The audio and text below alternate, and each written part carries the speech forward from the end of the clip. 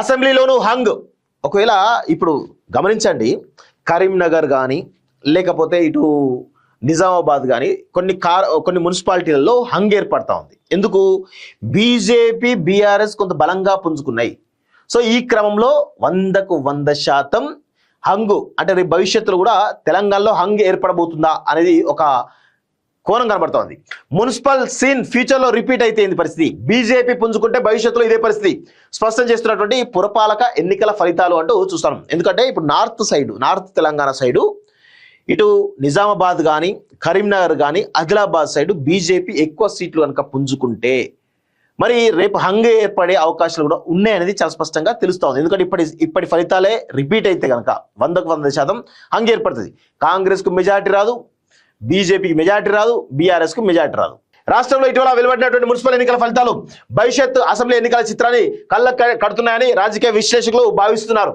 So ఎక్కడైతే BJP ఎక్కువగా సీట్లు సాధించిందో ఆ పురపాలక సంఘాల్లో హంగ్ ఏర్పడుతుంది. దీన్ని బట్టి రాబోయే అసెంబ్లీ ఎన్నికల్లో త్రిముఖ పోటీ జరిగితే ఏ పార్టీకి స్పష్టమైనటువంటి మెజార్టీ వచ్చే అవకాశం లేక హంగ్ ఏర్పడే అవకాశాలని విశ్లేషకులు భావిస్తున్నారు. సో మున్సిపల్ ఎన్నికల్లో బీజేపీ సీట్లు పెరిగిన చోట అధికార కాంగ్రెస్ ప్రతిపక్ష బీఆర్ఎస్ సీట్లకు గండిపడింది. ఫలితంగా ఆయా మున్సిపాలిటీలో అస్పష్టత ఏర్పడింది. కరీంనగర్, నిజామాబాద్, కామారెడ్డి, ఆదిలాబాద్, బైన్సా, మెట్పల్లి, మహబూబ్నగర్, గద్వాల, నారాయణపేట లాంటి మున్సిపాలిటీలు కార్పొరేషన్లో బీజేపీ కొంత బలంగా పుంజుకోవడంతో అక్కడ హంగ్ ఏర్పడేటువంటి అవకాశాలు ఉన్నట్టుగా తెలుస్తా ఉంది. సో ఎక్కువ సీట్లు సాధించింది. కమలానికి పూర్తి మెజార్టీ రాకపోయినా కాంగ్రెస్ లేదా బీఆర్ఎస్ కూడా స్పష్టమైన ఆధిక్యం లేకుండా పోయింది. బీజేపీ తన ఓటు బ్యాంకు పెంచుకున్న ప్రతి చోట ఇదే పరిస్థితి కనిపిస్తుంది. ఈ ప్రాంతాల్లో నెలకొన్న అస్పష్టత వల్ల బేరసారాలు ఎక్కువగా జరుగుతున్నట్టు తెలుస్తోంది. ద్విముఖ పోటీ ఉన్న జిల్లాల్లో స్పష్టమైనటువంటి తీర్పు. ఎక్కడైతే బీజేపీ బలంగా లేనటువంటి కాంగ్రెస్ అదేవిధంగా బీఆర్ఎస్ ఉన్నటువంటి ప్లేసులలో అక్కడ స్పష్టంగా అయితే బీఆర్ఎస్ వచ్చింది, అయితే కాంగ్రెస్ వచ్చింది. కానీ ఎక్కడైతే 3 పార్టీలు ఉన్నటువంటి చోట స్పష్టంగా రాలేదు, హంగ్ ఏర్పడతా ఉంది. సో బలమైన నాయకత్వం ఉంటేనే ఓటర్లు.